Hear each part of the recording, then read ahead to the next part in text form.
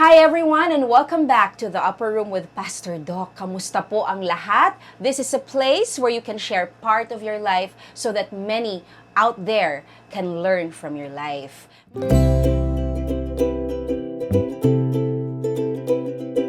Mga kapatid, kamusta po kayo at sana po ay naging mabuti at productive ang inyong linggo. Mga kapatid, please help sustain the things that we do by liking and subscribing our social media platforms, our Facebook, Spotify, Instagram, and YouTube accounts. Please also click the notification bell so that you will be notified whenever we upload episodes like this. Magandang araw po muli sa inyong lahat. Itong episode na ito, mga kapatid, ay medyo sensitive, but siguradong makapagbubukas ng ating mga mata sa larangan ng sakit na HIV and having HIV and the disease itself, AIDS. No? At present, sabi ng aking source, sa Pilipinas ay may 5,000 plus sa buong populasyon natin ayon sa Department of Health from July to September this year. And daily, mga kapatid, meron tayong 61 estimated cases per day. No? So ito po ay alarming. Actually, sa buong mundo ito. But here in the Philippines, very alarming po ang 61 estimated cases per day. So, ako naisip ko po na imbitahan itong aking kapatid, itong aking kaibigan na ito, all the way from Cebu, mga kapatid.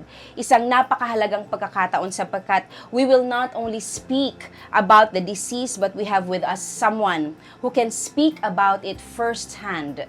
Not only being an advocate of AIDS and HIV, but a person living with HIV. So, friends, family, please help me welcome my dear brother, JB Marasigan. Hello. Good day. Kamusta ka, kapatid? Ayan, good day din. Actually, tiring siya pero exciting ang araw na ito bilang this is another opportunity para pag-usapan yung mga bagay na hindi talaga natin napag-uusapan, especially sa loob ng ating mga churches and institutions. Right. So, nabanggit mo ang church. Whenever we have national events in our church, United Church of Christ in the Philippines, si JB ay isa sa mga significant figure na lagi kong nakikita. Actually, mas matagal pa siya sa paglilingkod kesa sa akin. Tama, no? Kasi youth pa lang siya, naglilingkod na siya sa ating iglesia. So, ngayon, ano ba ang iyong ginagawa sa ating iglesia? Ayan, kasalukuyan I am volunteering sa HIV and AIDS program and gender justice program ng UCCP West Visayas jurisdiction. And currently, nagkaroon na rin tayo ng initiative sa Visayas na magtayo ng online support. Wow. Yan, that is yung marireach nyo siya by searching yung page ng Panaw sa Paglaom, which is yun yung official natin na Facebook page para makapag-access sila Anong Facebook page natin ulit? Panaw sa Paglaom, Journey of Hope. Kasi sa Cebu na, yes, ano? Panaw, Journey. Panaw sa Paglaom. Yes, Paglaom is hope. So, ginawa namin siya para matulungan din, especially yung mga people in Visayas region bilang before is limited talaga yung support and services sa Visayas region, especially sa Negros before yung context namin noong buuin talaga yan. And kasulukuyan ay nagsiserve na tayo ng maraming especially young people and yung nasa middle ages natin na mga client all over the West and Central Visayas and the Negros Island region. Yes. Wow. And pakitanong nga kung ilang taon siya? I'm 30. Charat. 30! Totoo Going on yun. 13. 30 years old, pero napakarami na ng accomplishments bilang tao, no? Bilang Kristiyano. Kulang pa. Actually, teacher po siya. Yes. Di ba? Nagbabalik loob sa teaching profession since actually nag-stop ako sa teaching last 2019 kasi nag-work ako full-time sa church natin sa national office and isa nga sa hinawakan ko din is yung community ministry which is under niya yung HIV and AIDS response. Wow, ang bigat Yes. Ang bigat ng kanyang gawain sa ating iglesia at sa ating komunidad. Grabe, nangangarap ako ng lahat ng kabataan ay lumaking katulad mo, JB. Maraming salamat sa iyong paglilingkod, hindi Thank lamang you sa ating din. iglesia, kundi lalo't higit sa ating komunidad. Yes, yes. Actually, mahirapan din naman kami maglingkod kung wala ding mga tao at communities na nagtitiwala din sa amin. So, collective din siya, contribution You din. cannot do it alone, Yes. actually. No? Correct. So, pagtutulungan po mga kapatid. But ito, napakalakas ng loob niya para mag-guest dito at sabihin, all out na po siya ngayon. No? Yeah. So, JB, paano nagsimula ang iyong HIV journey? Ilang taon ka noon, kung naalala mo? Correct. Sana maalala ko siya. O kinalimutan na natin yon. Oo. Actually, prior na magkaroon ako ng HIV talaga, is regular talaga yung testing ko kasi even before pa sa program sa CYF, since before nasa Christian Education and Nurture ako, kasama sa program namin yung gender justice and HIV and AIDS awareness. So aware kami na dapat regular yung testing, especially kung may risk ka talaga. So madalas every 6 months ako nagpapatest before, and nagkataon lang noon na tawag dito, nag-pandemic. So, lahat ay na-lockdown, nakulong tayo lahat sa ating mga bahay. So, natigil din yung testing, and until 2021 came, na naglakas ako ng loob na magpa-test. Pero wala akong symptoms noon. Pero you were used to doing the test every 6 months, no? Yes, before pandemic. Because you admit that your lifestyle was at high risk? Yes, may Okay. risk talaga. Yes, Yes. okay. And noon na panahon na yun, ang tagal kong natenga na hindi nagpa-test kasi nga nagkaroon ng lockdown. And na-curious lang ako, what if magpa-test ako, ganyan, ulit. Kasi may opportunity, medyo malapit ako noon sa Manila area. Ganyan Parang wala siya. lang. Naisip mo lang naisip ko magpa-test lang. ulit. Kasi Oo. regular ko na siya naging habit ko na siya kasi aware na ako para saan talaga yung testing. Kung meron man, at least early detection, early treatment. Kung wala, prevention method. So, gano'n naman ang natin sa awareness raising natin. And nung time na yon, at first, nakita ko yung result, 2 lines. Nagkaroon ng in denial actually sa akin. Ano ba ito? Ang test na ito, excuse me, is it a blood test? Or Yeah, it's a blood test, pero ipifinger prick ka lang, tapos sa rapid test kit. parang lang siya. screening to, no? Parang screening. COVID test, no? Yeah, parang COVID test, or para mas makarelate yung karamihan. Para siyang pregnancy test, na kapag nag 2 lines is reactive siya, ibig sabihin may nakitang HIV antibody sa dugo na kinuha sa'yo. Ang kaibahan lang niya, pwede siyang mag 3 lines pa rin. So, depende kasi yan kung anong Kapag type. 3 lines? Pag 3 lines, ibig sabihin, type 1 and type 2 ng HIV, present yung antibodies doon sa nakitang dugo. Pero, subject for confirmatory pa naman siya. Correct. Yung Screening processes. lang to. Kasi community-based naman siya. Right. So, para kasi medyo technical na po siya, Yes. no? So, parang pregnancy test that if you have 2 lines in the kit, Yeah. para siyang kit lang. Parang COVID test natin nung nakaraang pandemic.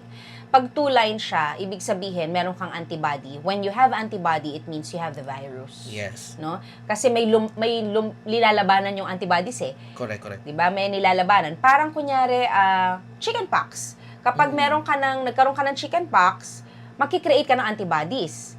No? So, madedetect na yung antibodies sa system mo. In the case of HIV and AIDS, meron din po tayong test na screening lang po ito. Ang lalabas sa kit ay 2 linya, ibig sabihin positive ka sa antibody, or 3 linya, ibig sabihin, Pwede siyang lumabas 1, 2, 3. Kapag 1, ibig sabihin non-reactive, wala nakitang HIV antibody. okay.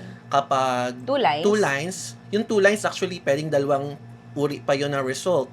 Pwedeng yung 2 line, nasa control line ng isa, nasa 1 yung isa, or nasa control line ng isa, nasa 2 yung isa. Depende siya kung anong type ng HIV antibody yung na-detect. Oh, okay. So, medyo technical po siya. Talaga. So, bagay sa atin bilang major in biology, tas doctor ka. So, panahon para pag-chikahan. Tayong dalawa, madali highly pag-usapan. technical talaga. Pero sila baka hindi Correct. maintindihan. So, ang ibig sabihin lang po, sa community, meron po tayong available na screening test Yes. na anyone can avail. Yes, At yun yes. po ang makikita ninyo. When you see those lines, then you will be asked to do confirmatory test na po. No? So, yun na po. So, JB, bring us back me and the viewers to the time when you first saw those lines. Kasi pag single, wala tayong pag-uusapan ngayon. Correct. May nakita kang dalawang linya. So, ano yung naramdaman mo when you saw those two lines? Okay. Actually, ano siya, nung una ko makita, kagaya na sabi ko kanina, nagkaroon ako ng denial. Yeah. Na, bakit ganito? Ganyan, di ba? Kahit alam ko naman sa sarili ko, meron talaga akong nagawa before. Na risk. Di ba? High Yes. risk ka. Okay. Pero, dahil may mali din sa process, or ginudge ko, naging subjective din ako sa naging process kasi bilang nagte-test na rin ako before no, sa community. So, alam ko din yung process. So, naghanap ako ng another service provider na magte-test ulit sa akin. So, may nag-refer naman sa akin, ni-refer din sa akin yung galing sa organization kung saan ako naroon ngayon din na nagsiserve hindi lang sa UCCP, yung HIV and AIDS Support House Incorporated. So, ganun siya. Pero, pag-test sa akin nun, same ang result. Pero the feeling is different. Yes. Why?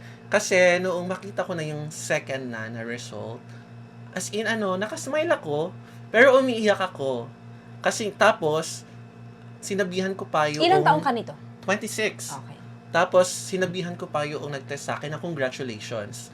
Kasi sabi niya, I was the first na client niya na nag-reactive sa community-based screening. Okay. Okay. So, kinongrats ko siya. Oo. Tapos, habang uwi ako, pero tumatawa ako. Umiiyak ka? Yeah, pero para siyang para siyang quote-unquote, parang tears of joy din sa akin. Kasi before nga, before 2021, 2019 pa lang, nagtitest na ako. Pero na-feel ko na parang something lacking. Ganun, parang hindi ako satisfied sa ginagawa ko bilang isang advocate. Kasi kung ano lang yung sinasabi ko is, kung ano lang yung naituro sa amin sa training, ibig sabihin, wala akong hands-on experience. Ano ba talaga ang pakiramdam ng may HIV at may kliyente na mayroong HIV. Kasi magkaiba yun na puro negative lang yung cases na hawak mo compared sa ikaw Nag-positive mismo talaga. or yung kliyente mo nag-positive. Hindi talaga. naman mga kapatid, hindi naman ibig sabihin tuwan-tuwa siya at Yeah, nag-positive siya. That's not what he means. No? Malalaman nila mamaya kung bakit Yes, correct. tears of joy yung ginamit Yes, yung term. correct. Oo. But that was how you felt Yeah. during that time, no? Na, yes, nagulat ka. Mm-mm. Kasi for the longest time, puro negative naman lumalabas sa Correct. test mo, no? Tapos ngayon, pero hindi ka masyadong na-shock because you Nung knew. second na, oo, Yeah, nung yung second second na. Pero mga kapatid, syempre, kapag nag-positive ka sa una, hindi naman ibig sabihin, wala ka ng karapatang kumuha ng second, third, fourth, fifth opinion. Kasi kahit saan namang medical condition, di ba? Ganun naman po nagiging yun. practice natin yung second opinion, third Correct. opinion, di ba? Cancer, Yeah. TB, lahat yan. Magkukuha ka ng second opinion. Minsan hanggang 5 opinion pa para ma-confirm lang po talaga. No? So, yan ang naramdaman mo. Nung nakita mo na yung positive na yon, bigla bang pumasok sa'yo na may stigma o panghuhusga? At paano mo siya dinala for the longest time bago mo siya sabihin sa mga kakilala mo? Ever since, nandun present naman talaga yung stigma kahit wala pa akong HIV. Andiyan talaga stigma sa community. Even pagiging member mo ng LGBTQIA+, kahit active ka sa church, may stigma yan di, magdadagdag yan ng another layer, especially kung isa kang LGBTQIA+, tapos nagkaroon ka pa ng HIV. Doble-dobleng stigma yung ibinibigay ng society natin sa atin. Ganun siya. Well, that's our perception, no? Oo. Hindi naman talaga natin alam kung anong tingin sa atin, but nakikita naman natin. Oo. Meron Tsaka talaga. maraming kwento talaga Aside sa kwento ko, marami na rin kwento yung mga kliyente natin, tapos yung mga nasa-servisyo ng mga churches natin and advocacy works natin. So, doon talaga nagmamanifest na present talaga yung stigma. Kaya naging practice ko nung nalaman ko talaga is, paano ko to sasabihin sa mga tao? Kasi kung ako, ang personality ko kasi hanggat maaari is parang isi-secret ko lang. I will fight alone. Ganyan. Kasi sanay ako na mag-isa lang.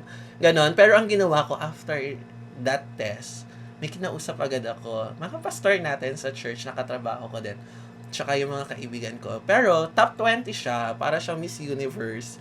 Tapos top 20. Pero sa 20 na yon, irarank ko sila sino yung first na priority yung sabihan, and then paano ko siya sasabihan depende sa personality niya. So even sa 20 na yon, merong mga negative na nag-react kasi present yung stigma. Those are your close friends na. Yeah, oo. Merong closest friend pa, kapwa advocate mismo yung nagbato sa iyo ng ng judgment or stigma. Pero naipaliwanag ko din naman. Sinabi ko, kung kayo ang close friend ko, ganito yung reaction. Kamusta naman kapag kapag ibang tao Pag na ibang yung tao. sinabihan ko, Correct. diba? So, nagets din nila kung bakit sila yung una kong sinabihan. Plus, nandun din kami sa point na once na nagsabi kami mga people living with HIV, nagtiwala kami sa mga tao, is papangalagaan din nila yung yung Siyempre. trust na ibinigay Yung information. Correct. Yes. So, those were the top 20 of your friends, trusted. namin. Yeah. Pero when you're alone, in your bed, ano yung nafe-feel mo? Before, actually, parang wala ako na-feel noon. Nagkaroon lang ako ng fear nung panahon na yon kasi month after na ma-detect na meron akong HIV is nag-positive ako sa COVID. Pero same lang din ng HIV. Buti hindi ka nabubuntis, ano? Kung di, baka Correct. magsunod-sunod na yan. Yun nga yung pinipray ko before kasi hindi talaga Hindi talaga pwede. Wala kang Oo, matres. Wala. So, nag-positive ka pa sa COVID. Sa COVID. Oo. Pero, same with HIV, wala din akong symptoms. Yung mga kasama kong na-COVID, wala silang panlasa, masakit yung ganito, ganito. Pero ako wala. Pero ang nangyari sa akin, prolonged yung COVID ko. Instead na 14 days lang ako sa quarantine facility, naging 1 month ako kasi bawal bumalik sa office hanggat hindi nagne-negative yung result para din sa safety ng bawat isa, knowing na napakabigat talaga Correct. na trabaho na. Actually, yun lang yung point na talagang nung mag-isa na ako naiwan sa quarantine facility. Yes. Mas doon lang ako nag-isip na tama pa ba yung nafe-feel ko or there is something wrong na or mag-isa na lang ba talaga ako mamamatay dito. Parang ganun siya. Pero after that, wala na siya kasi parang tinanggap ko na talaga siya ng buong buo Tapos nakita ko din kasi noon na kagaya ng sabi ko kanina doon sa side chika natin pagkadating ko na feel ko siya na may reason din bakit binigay sa akin kasi parang nung una nagko-complain ako ay hindi ko feel yung advocacy kasi hindi ko talaga directly Parang trabaho lang. parang trabaho lang or mandate lang ng program sa atin. Correct. 'Di ba? Ganun naman tayo madalas pag umaattend ng training. Kung ano yung training sa iyo, kailangan mo i-re-echo, kailangan mong i-apply. Pero iba kasi pag may direct ka na na handling sa mga person affected din talaga, especially kapag ikaw na din mismo ang naka-feel at nagkaroon nun. Pero ako lang, ang kaibahan sa akin, siguro, isa ako sa pinaka naging blessed na people living with HIV. Why? Kasi yung church natin, may program. Mismo nung dumating ako, Meron kang pupuntahan. may pupuntahan ako. And even majority ng katrabaho ko sa department sa national office, alam yon. Alam yung status ko. Kaya may time uma-absent ako, nagla-laboratory ako. Tanggap nila, support sila. Yes. And yung iba pa, nagbibigay pa ng financial support. Oo, Ganun that's siya. really good. That's really good. Compared sa other people living with HIV, Right. talagang struggle talaga before Actually, the yung treatment. komunidad natin ay nangangailangan talaga Yes. ng mga lugar o mga taong mapupuntahan Mm-mm. especially when they learn about the disease, no? Pero ang ating gobyerno naman ay mayroon, no? Pero at your early age na 30 years old or even before Yeah. turning 30, ano ang nag-push sa'yo para ipagpatuloy mo ang advokasya na ito? Bilang ang trabaho po niya ay walang-walang kwenta, HIV community-based screener, motivator, and community case manager lang naman, no? At a young Oo. age, ano ba? Actually, Ano bang volunteer naiintindihan lang ko nung yan. 30 years old ako? Correct. Actually, ano lang yan, mga volunteer works talaga siya. Especially yung community case management. Ano lang yan, syempre kapag nag-screening ka, automatic mag-case management ka talaga ng mga clients mo. Kasi pag nagkaroon ka talaga ng kliyente na tawag dito, na nag-reactive talaga, aalagaan mo talaga. Ang goal mo talaga is ma-refer siya for treatment. Mabantayan mo siya at least hanggang sa first day man lang na nakainom siya ng antiretroviral therapy. Parang directly observe.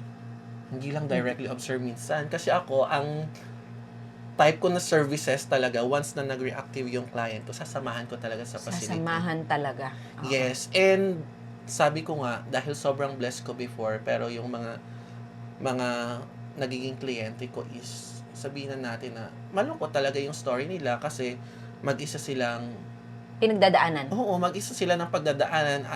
Ayaw nilang sabihin sa family kasi nga baka lalo silang hindi suportahan, lalo silang, anong tawag doon, yung itanggi ba sa family, mas palayasin sila.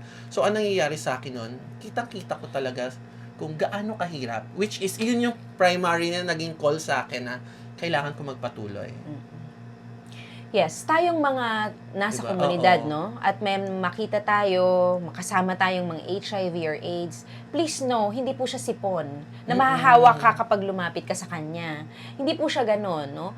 HIV is transferred through HIV can be transferred to unprotected Sex? penetrative sex. Okay. Unprotected. So, hindi automatically na kapag nag-sex ka, magkaka-HIV ka. 'Di ba? So, pwede din siyang matransfer through vertical transmission. So, vertical transmission, ang dating term natin na ginagamit dyan is yung mother-to-child transmission. Pero, dahil nilalabanan natin yung stigma, kasi pag sinabi natin mother-to-child transmission, nagiging automatic madalas na kapag ang nanay may HIV, pati anak may HIV, which is hindi naman. Marami tayong stories na both parents ay positive, pero yung mga anak is negative. Yes, kaya talagang kailangang ilayo sa stigma na nagiging automatic. So, ginawa natin siyang vertical transmission. So, paano siya nahawa? So, nasa way kung paano nanganak, especially pag cesarean. Oo. cesarean. Oo, kasi may wound eh. Ganon siya. Tapos, pag accidentaling nahiwa yung bata, possible yon. Or, the way ng pagpapasuso. Actually, yung the way ng pagpapasuso, sa Mindanao ko pa siya natutunan na training.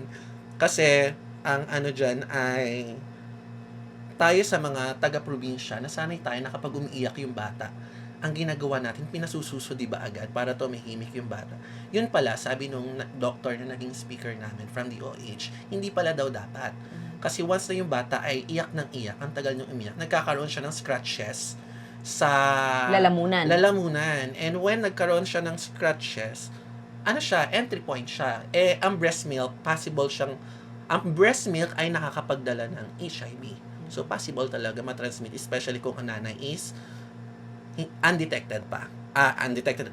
Hindi pa detected. Yes. Pero pag undetected na si nanay, yan. Iyon na yung mga safe na talaga. Okay. Tapos, so, unprotected sexual contact, vertical and transmission. blood transfusion. Blood transfusion. Pero minimal na lang yan.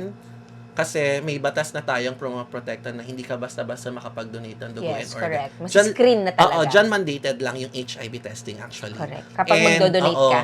Tapos yung paapat is yung sa anong tawag dito? Hindi safe na drug use. Kasi Yes. madalas kapag nagda-drug use yung inject. Share na lang. So, ang ginagawa natin kapag nasa community na may mga client tayo na talagang gumagamit talaga, hindi natin ginajudge na itigil nyo na yan kasi mali yan. Siyempre, process yan rehabilitation process siya. So, ang una mong gagawin is tuturuan mo sila paano muna yung safest before nila iwan. Right. So, ibig sabihin, hindi po siya makatabi mong may AIDS, mahahawa ka na po. So, yun kasi yung stigma Connotation. Oo, before Diyan nga, yan before nga sabi, di ba may mga kumalat, yung sa soft drinks kasama, or may namatay sa dagat, kinain ng isda, wag mo na kumain ng mga isda. Di ba yun yung kumakalat sa internet? Kasi akala nila tas bawal kang makihug, bawal kang makisala sa pagkain. Holding hands, ganun. That's why we use this platform so that many of you will learn, kahit pa konti-konti, no? Correct. Awareness po. And sa simbahan din natin ngayon, magkakaroon tayo ng World AIDS Day. Ito ay magbibigay ng awareness sa ating mga kabataan, sa ating mga young adults, even the parents, the lolos and the lolas, no? Para alam nila. Pero ano ba ang mga nagiging dahilan kung bakit sa tingin mo, sa iyong experience, ang ating mga kapatid ay nahihiya o natatakot na magpa-test? Number one talaga, yung stigma. Yes. Kasi takot talaga yung mga tao na ma-judge talaga na kapag nakitang pumunta ka sa facility, i-judge ka, nagpa-test yan, may HIV yun. Nagiging automatic kasi madalas. Tapos, ang kaakibat agad pag may HIV, makasalanan yan, madumi yan, sa impyerno yan mapupunta. Ganun, di ba? Mga ganyan sa church. Ang daming Diyos dito Correct. Tapos, ano pa yan? Yung confidentiality issues pa. Of course. Siyempre, and privacy issue na mga clients na gustong matest, especially kung wala silang ibang choices na facility na kakilala nila yung mga nagwo-work doon. Correct. So, ganun siya. Isa din siya sa, natin, na nagiging struggle din ng mga people na magpa-test. And also, is yung services itself, hindi talaga siya available sa community. Hindi sa lahat. Hindi sa lahat, yes. Actually, blessed ang Metro Manila, especially Quezon City, plus Region 4A Calabarzon, and also yung Central Visayas, the Cebu. Kasi, madalas ginajudge natin, number 1, number 2, number 3, hindi sila nawawala sa top 5 ng highest every quarter na cases. Though nakakalungkot na tumataas yung cases, pero meron din kasing ibig sabihin niya na matindi yung laban talaga nila at available talaga yung services sa kanilang Kaya kayo community. yung nasa taas. Kaya tumataas. Correct. Correct. Kagaya siya nung COVID no, na hindi tataas yung cases ng COVID kung walang testing. Correct. Ganon din siya sa HIV. So, kayong mga tatlong lugar na sinabi mo, kayo kasi yung may accessible na testing. Kaya syempre, kayo yung mataas yung ano. Yes. Pero hindi mo alam yung mga ibang lugar kung ilan na talaga yung mga... Especially, ito yung example namin lagi sa case study namin kapag trainings. Example yung sa Negros Island region. Before, noong 2023, dalawa lang yung facility nila. Nasa Dumaguete, isa. Yung isa nasa Bacolod. Dulo sa dulo siya. Almost dulo sa dulo. And yung nature ng mga tao, ng way of living, cost of living nila. Mataas ang cost of living, pero mababa naman yung sources Correct. ng living. Ang taas pa ng pamasahe. So ngayon, alin ang uunahin natin, di ba? Pagkain o magpapatest ka? Mamamasahe ka ng 200 Kasi pesos malayo. or 300 pesos balikan within 3 hours para lang magpa-test ng 20 minutes. 'Di ba? Hindi na siya practical. Kaya nga ang gusto natin talaga is available talaga yung mga facilities natin sa iba't ibang areas. Hindi lang siya sa mga mayayamang mga areas sa buong Correct. Pilipinas. Naririnig natin, binabago talaga Yeah. ng mga experience mo sa buhay ang iyong pag-iisip. Mm-mm. No? Nung una, ikaw ay advocate lamang, pero ngayon ay ikaw isa sa mga pasyente na Correct. ngayon ay person living with HIV. So, it totally changed your outlook, your So, thinking, no, your relationship or your makikipag-associate sa mga tao. Binago ka no? Oo, plus dagdag pa dyan, hindi doon natatapos yung cycle kasi from ordinary na tao hanggang sa naging advocate ka kasi nagkaroon ka ng knowledge, tapos dumating sa panahon na ikaw mismo nagkaroon ka ng HIV, hindi doon naputol ang lahat kasi kapag natanggap mo na ng buo, nakita mo kung gaano kahalaga yung gawain sa response, kalakhan din ng mga people living with HIV natin. Kaya nakaka-proud din is Ito yung sinasabi niya bakit siya tears of joy. sila mismo din yung nagsiserve din sa mga communities kasi kita din nila gaano kahirap. So talagang magsiserve din sila magre-render din sila ng services sa community din. Kasi- As in yun yung cycle niya. Hindi Kasi siya, gusto mong maramdaman ng Oo. ibang tao na nandito ka. Nandito tayo sa isa't isa para suportahan. correct na parang walang maiiwan, ganyan. Correct. Kung kinalimutan ka or tinalikuran ka ng ibang tao, may community Nandito community pa rin kami, na nandito para i-welcome ka, yakapin ka ng buong buo kahit ano ka pa, kahit ano pang pinanggalingan mo or nature mo. Grabe, no? So, bawal judgmental. Correct. Diba? Correct. Kasi hindi mo alam ang pinagdadaanan ng mga tao Mm-mm. na bago sila napunta doon sa sitwasyon na sila nandoon ngayon, hindi natin alam kung anong pinagdaanan nila, kung bakit sila nagkaroon ng ganitong sakit. Correct. So let's not judge other people. Let's learn about their lives. Let's give our hands to them kung may kailangan sila, no? So pero sa ikaw bilang nagtatrabaho ka na rin sa ating community, ano pa sa tingin mo ang kailangan gawin ng ating gobyerno pagdating sa larangan ng HIV and AIDS? Ako talaga, ang pangarap ko talaga before, nung hawakan ko yung HIV and AIDS program ng church natin, ang pangarap ko talaga noon is, at least every province, may isang, service center for HIV and AIDS response, which is ngayon, hindi pa yan natutupad na buong Pilipinas per probinsya ay meron. Kasi after ng 1 per province, syempre, 2 to 3 per province naman para mas maging accessible. Kasi meron tayong mga areas na malalaki yung Barangay. probinsya. Oo. Plus, aside doon sa availability ng mga service centers talaga, is genuine talaga na awareness raising. Kasama na sa awareness raising bilang isa akong guro at science teacher, kita ko kung gaano lang kaikli sa mga libro at modules ang pag-uusap tungkol sa HIV, isa lang table na maliit or ilang sentence lang sa book, which is Parang pinahapyawan lang. Oo, hindi talaga siya na pag-uusapan kahit sa school, which is maganda na pag-uusapan siya sa school, especially palaki ng palaki yung cases ng mga younger generations na affected. Ganun Correct. siya. Kasi yung mga kabataan natin ngayon din, syempre, hindi naman natin masisisi. Curious talaga yung generations ngayon. So, kailangan talaga ma-empower natin sila at ma-educate Right. talaga. But this is not a joke, no? HIV and AIDS is actually, is it a lifetime disease? For now, wala pa talagang cure for HIV, pero meron tayong tinatawag na treatment, yung antiretroviral therapy or antiretroviral drug, kung saan magti-take na sila everyday. Parang vitamin siya na No? lifetime. Parang for now. kumbaga kung sa TB, 6 months kang nagagamot. Dito, Ang HIV, everyday na siya. everyday. Once you are detected with HIV, you Start will na. be taking the antiretroviral drug Yeah. for life? For life. For life. Even if Oo. it's undetected already? Yeah. Ano ba ang status mo ngayon bilang person living with Ako HIV? bilang isang people living with HIV, since I'm almost 5 years na people living with HIV, undetected status na talaga. Kasi, When you say undetected, meaning? when we say undetected is untransmittable na siya. Especially sa, sa sexual contact. So, Ganun hindi ka siya. na nakakahawa. Hindi ka na nakakahawa sa partner mo. Though, ini-encourage pa rin natin na protected pa rin yung mga sexual contacts.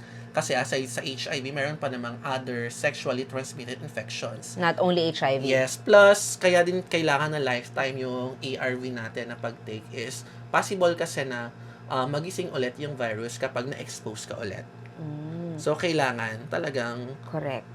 every time mo siyang ininom. Plus, kagaya ng pag-inom natin sa antibiotic, kailangan kung anong instruction. Consistent. Ganun dapat, consistent. Kasi kapag nasanay na yung katawan natin or yung virus sa gamot na yon, automatically, hindi natatalab yung mga sunod na gamot na iinumin mo. Kaya dapat consistent ka na everyday.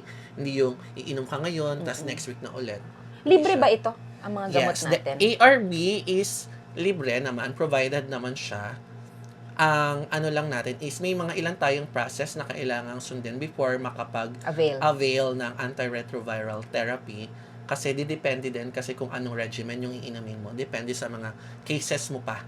Halimbawa, may iba ka pang sakit na kailangan gamutin. So, kailangan ding gamutin yon.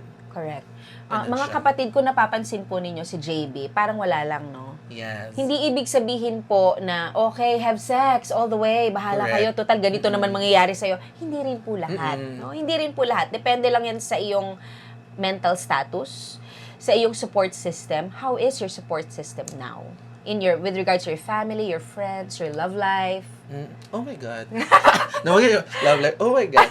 Actually, sa family, isa pa lang talaga yung member of the family namin nakakalam. Yung kapatid ko na sunod sa akin kasi may health consideration ako sa parents ko. Plus, syempre, kailangan ko din i-educate muna yung parents ko about that.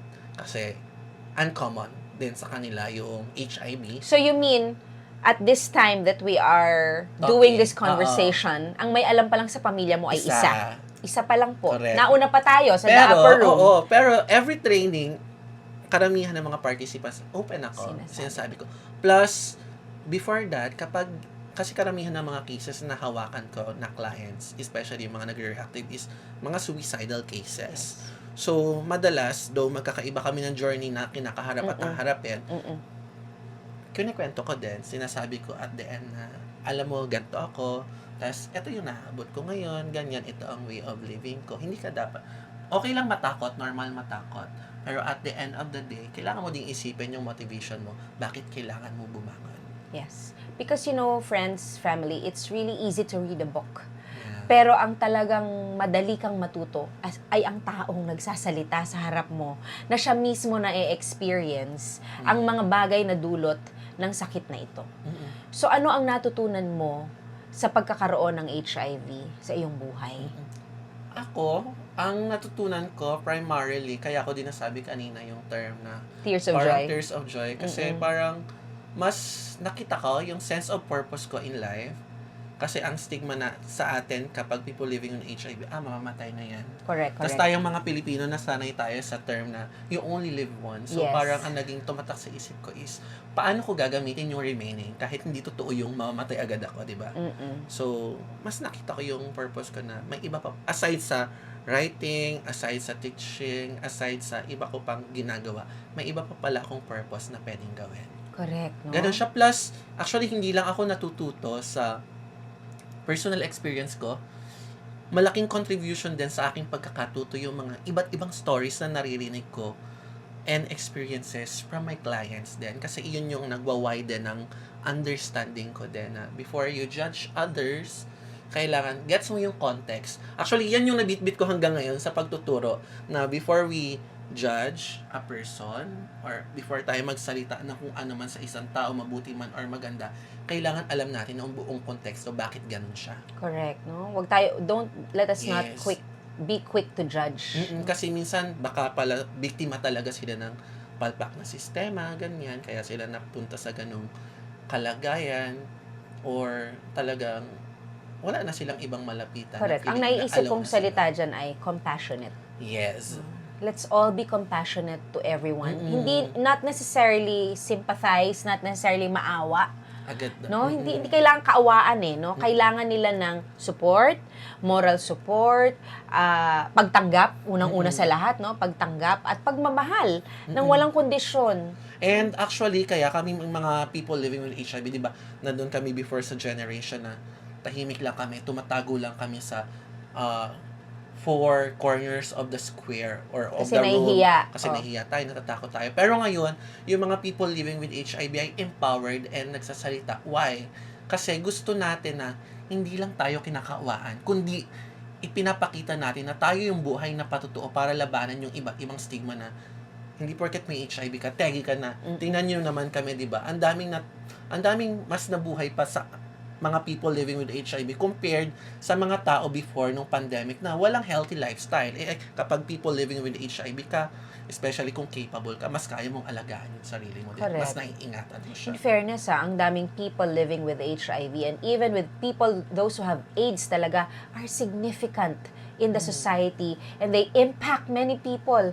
Hindi lang yung mga lalo tigit yung mga kabataan natin. Kaya nga lumalabas sila para matuto tayo without us having to experience na magkaroon ng HIV or AIDS, no? Matututunan na natin ito sa pamamagitan ng kanilang mga buhay.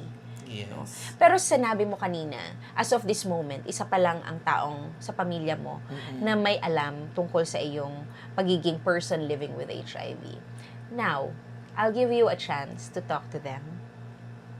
Oh my God. Sa family mo, I know they will be able to watch this. Now, if ma-watch na nila ito, ano ang gusto mong sabihin sa kanila? Especially to your family. Siguro yun yung lagi ko sinasabi kapag nausap kami ni Mama. Si Mama ba alam na niya? Hindi pa. Hindi pa, Pero si okay. Mama kasi elder ng church. Okay. Ganon siya. So, may pagka-conservative si Mother. Kasi kasalanan ko naman, nilagay ko siya sa elder. So, nagkaroon siya ng ganong perspective. Diba? Yes, yes. Ganon siya. Kagaya na lagi ko sinasabi sa kanya is we need always to open our hearts and minds na para mas marami tayong matutunan, para mas makita natin na nag-i-exist talaga yung mga gantong bagay. Plus, siguro naman mauunawaan nila na yung mga Sige nga, laban talk to natin. them directly. Diba? Ayan sila. Hindi ako sanay actually ng mga ganon. Ikausapin mo sila through this program that the Upper Room with Pastor Doc. Now they're watching you. What do you want to tell them? Parang ito yung question na hindi ako prepared. Paano ba sabihin? Kasi ang initial plan ko is mas hindi siya direct na talk Kasi kagaya na nagiging tekniko sa mga sa mga nakakausap ko, especially yung top 20 ko before plus sa mga clients ko. Hindi ko sila direct na sinasabihan na ganito ako. Positive or, ako, oo. Oo, nagsisisi ako, ganon. Actually, gets ko naman na may pagkakamali ako before. Pinagsisihan ko yung pagkakamali ko. Pero never in my mind and heart na pinagsisihan ko na naging people living with HIV ako. Kasi, mas nakita ko yung purpose ko, kagaya ng sabi ko kanina. Kasi feeling ko, kung hindi din ako nagkaganto, hindi ko din maunawaan ng lahat. Ganon siya. Kumbaga, quote and quote, parang naging blessing in disguise din siya sa akin na mas naibukas ako at mas naihanda ako ni Lord sa mas malalim or mas mataas pa na ministry Correct. na konti lang yung pumapasok as of now. True. Yes. Ganon siya. So, mas ganon yung plano ko na mas i-educate muna. Kasi mga oldies na din. Yes. So, Tsaka, kailangan ipaliwanag parang wala talaga. na rin namang saysay So, kung ikaw ay magre-regret sa nangyari. Tapos na Basta ang regret ko lang, yung mga previous ko na actions, pero yung naging impact sa akin, Tsaka, Moving bakit on. nagkaroon ng impact. Ah, Moving on, moving forward na. correct. Ganun siya. Ginamit ko na siyang matinding part ng learnings ko in life.